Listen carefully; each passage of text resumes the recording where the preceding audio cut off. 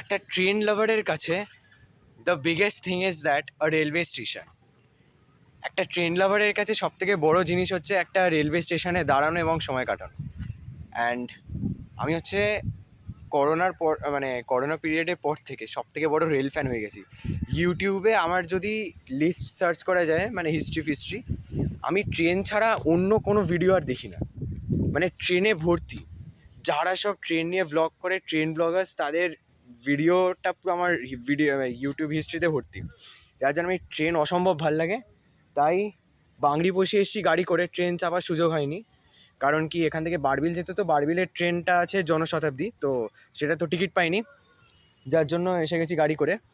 So বাংরিপোষির এখানে একটা railway station আছে এবং সেই স্টেশনে আজকে আমরা ঘুরতে এসেছি। বেসিক্যালি এখানে কিছু সেরকম দেখার কিছু নেই, এই যে সামনে স্টেশন, ওটা ঘুরিয়ে দেখাচ্ছি।